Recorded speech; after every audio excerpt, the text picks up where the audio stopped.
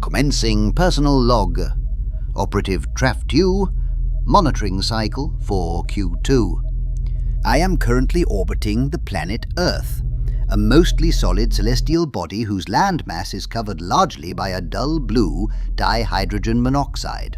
I am preparing my primary transmission from Scout Ship Alpha, as the Planet Orbital Observatory I nicknamed Pooh is refusing to obey my voice commands.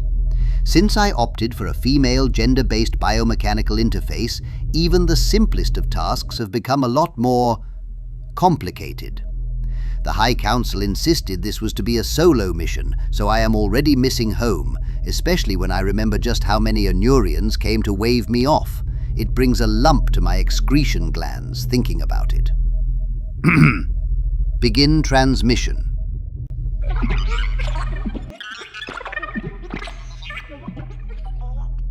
Greetings, High Council. During this planet's many light cycles so far, observations conclude that while there are more intelligent creatures present, including an aquatic species called dolphins, and a land-based flesh-eating bacteria currently dormant under a northern ice field, the world's third most intelligent species, a bipedal race called humans, believe they are in charge. I have noted in one particular sector that they initiate contact using ritualistic numerical sequences. Further investigation is required into this phenomenon, but digit grouping, for example 07835 or 07950, seems to be very important and always precedes a personal communication exchange.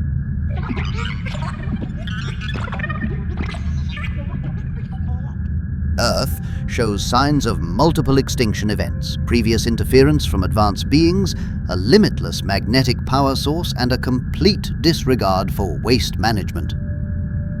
Humans appear to dislike most things they come in contact with, including the life-giving light and heat radiated from the local flaming gas giant. Strangely, they seem to spend a good deal of their time trying to block it out with various toxic chemicals. Sensors show a breathable but pungent atmosphere, which likely has a green flavor, given the number of life forms that excrete pure methane. It seems they are unaware of the fragility of their existence, a factor likely to contribute to their inevitable demise.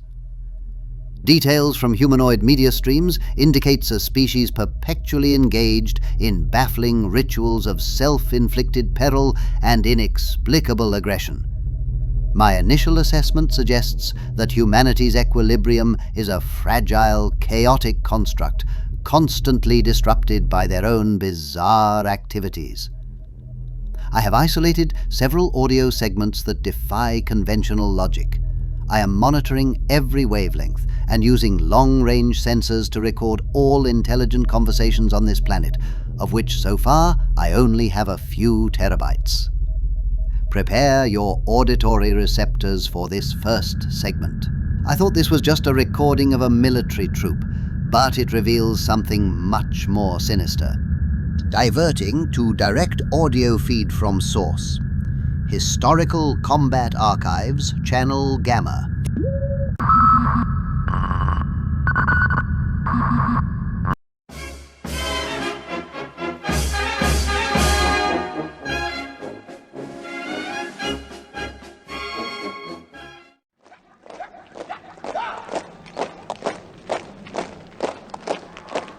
Squad! Halt!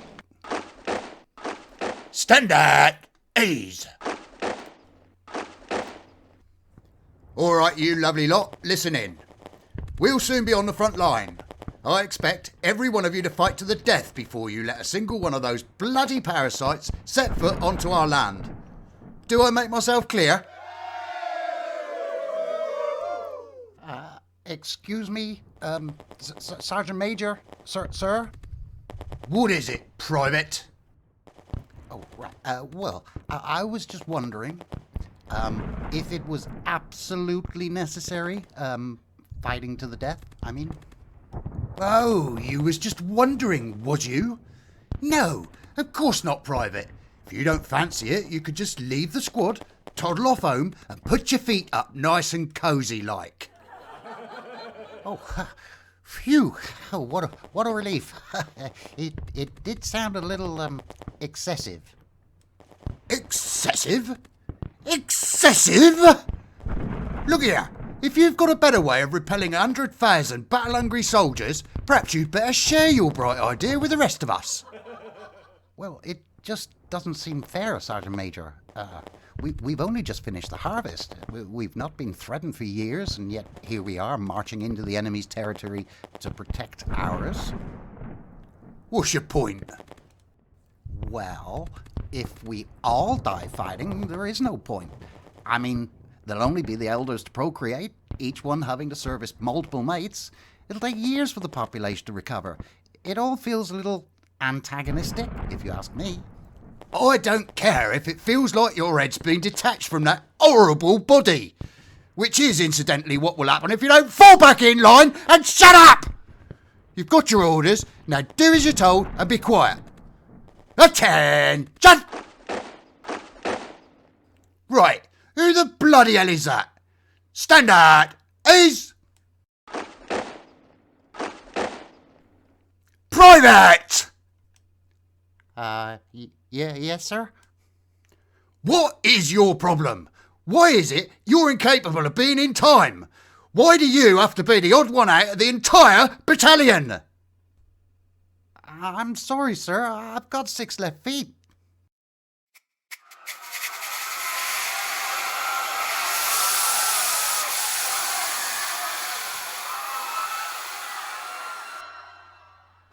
I'm sure those ants were up to something, you know. Yeah, world domination. Come on, let's go dig out that termite's nest. Quite chilling, as I'm sure you'll agree. Genocide perpetrated by one species against another smaller, more organized variant. The Sergeant entity was issuing commands for total annihilation. This raises significant questions regarding intra-species conflict resolution and the ethical parameters of warfare on Earth. Switching to new data packet. Extreme human endeavors, stream beta. Subject: Dangerous Dan. This broadcast appears to detail some type of high-risk recreational activity.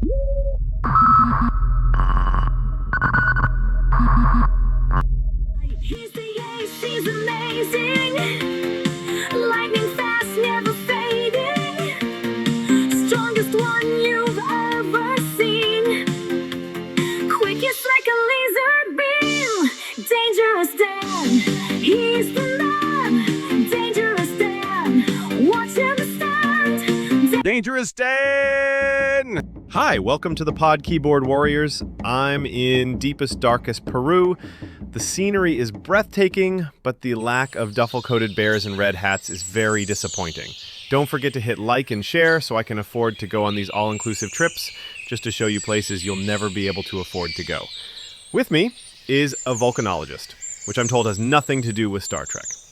Dr. Eariebottom is convinced an eruption is imminent.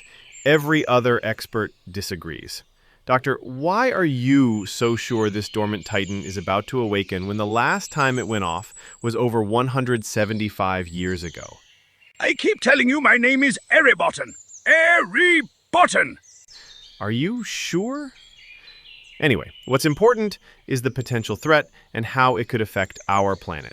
Yeah, we've already been shafted by deforestation. There's wars and cow farts to deal with, so what the F, man?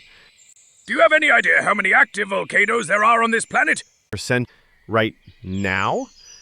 Well, there's been nothing in the news, so I'm going to say 1 or 2. Imbecile!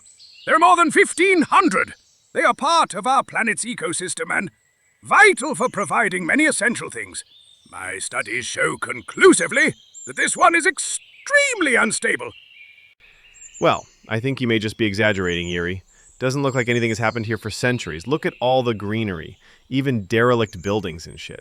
You cannot judge a book by its cover. There are many factors that have to be taken into consideration when examining the research.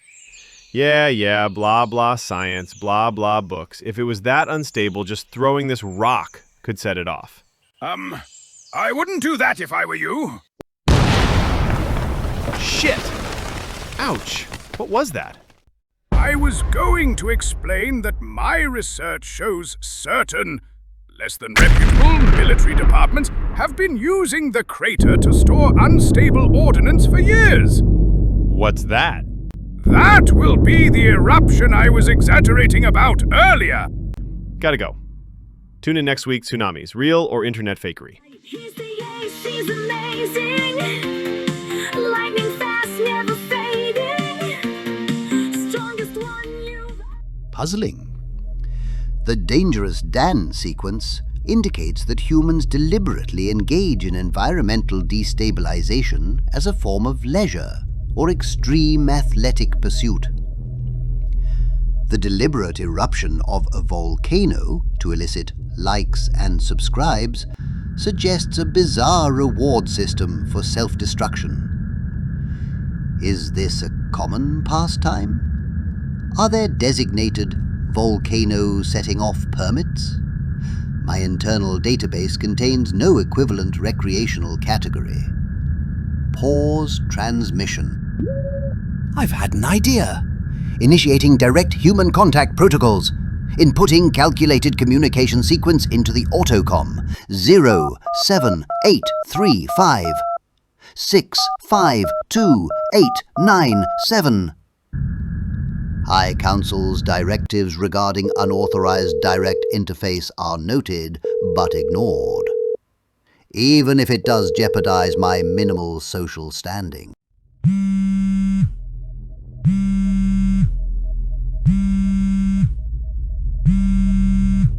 Hello, who is this? Greetings, human entity. Can you understand me? I understand a great many things, friend. This is an unprecedented moment for you, human. I am Traf Tew, interstellar monitor of your planet. I am from Anuria and wish to initiate a dialogue. Well, isn't that nice for you? I'm Morgan Freeman, highly respected and versatile actor. Interesting. Why do you feel it necessary to inform me of your movement status? Are there humans that are not free men? No, my name is Freeman. So you are not free? No, I mean, yes, of course I'm free. Free to roam your planet? Most of it, yes. Free to live where you choose? Well, yes and no. Perhaps you can explain something. Perhaps I can. What is social media? Imagine a vast, interconnected digital ecosystem that exists independent of physical location, yet profoundly influences the behaviors and interactions of sentient beings. That is a strange visual image. What is the purpose of an influencer? They leverage their established digital presence and perceived credibility to induce specific actions or shifts in perception within a defined online audience. So, basically a specialized human-shaped marketing algorithm with attractive features. If you like. But my description was more eloquent. Who controls this digital ecosystem, and why do they want to influence behavior? Well, some say that it's a covert government operation to keep tabs on people. Less paranoid individuals believe it was set up by university students. Personally, I think this system profoundly shapes the real-world actions, beliefs, and even emotional states of the beings connected to it. It has become an extension of our very minds. This has been an interesting exchange, human Freeman. Is there anything you would like to ask me? Who are you really? Was this some kind of audition? I'm free for Star Wars. I must terminate our meeting until our dissimilar molecular forms re-engage. George, come on, stop messing. I know it's you. Listen. May the Force be with you.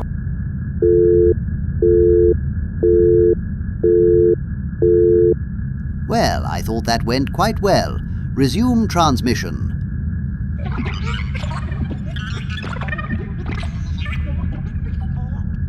Switching to final data packet from Cultural Culinary Arts. Frequency 10101.5. Subject: Wild Barbecue. This appears to be either a primitive form of food preparation or perhaps a ritualistic fire offering. I haven't decided yet, as the dialect is playing havoc with my universal translator.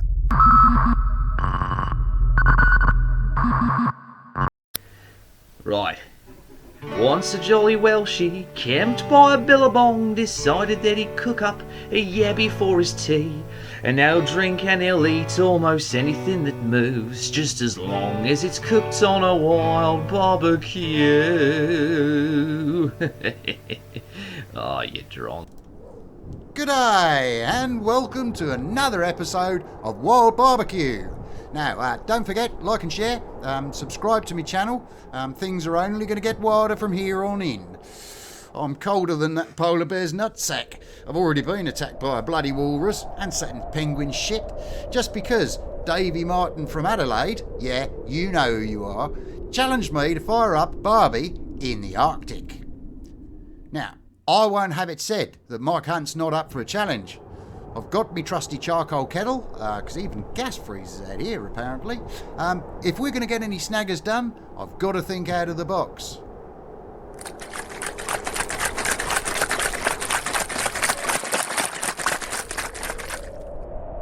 As you can see, I've gone and laid up the base of me Barbie with a sealskin. Little fella wasn't using it. Not after the bear caught up with him anyway.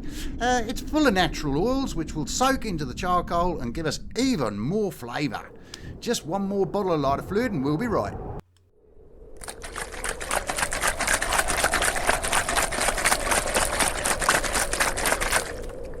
That should do it. Now, I'm not stupid enough to take my hands out of these bloody gloves to light it, so I've got this flare that's going to do the job for me.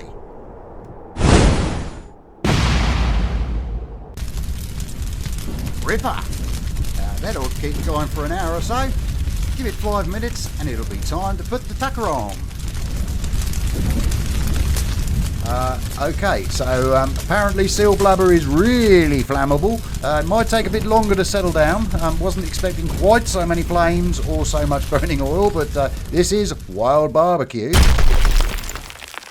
Struth. That doesn't sound good. Bugger it! Ah, well. I'd rather be bitten by a redback on me scrotum than stay here a minute longer.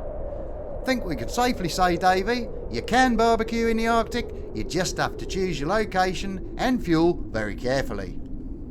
Join me on the next episode, Nudist Barbecue for Beginners, where there'll be a lot more than just jumbo shrimp and snaggers on display. Oh, you drongo. Where's me tucker bag? The wild barbecue ritual confirms human propensity for chaotic energy release and the sacrificial drowning of culinary equipment. The excessive use of accelerant and still-warm flesh of a smaller creature, brutally terminated whilst the human observed, makes me think this species cares little for other life forms. The species appears to derive satisfaction from random atmospheric disturbances and the rapid disappearance of objects.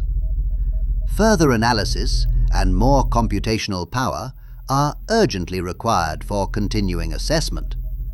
My mission parameters indicate I am going to be in the poo for quite a while. End of current observation cycle.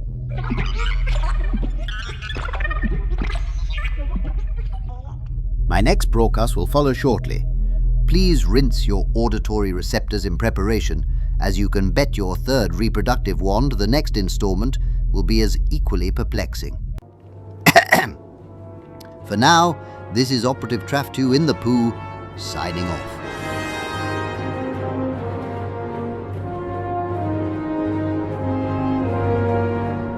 Is that off? Am I still transmitting? Oh, no.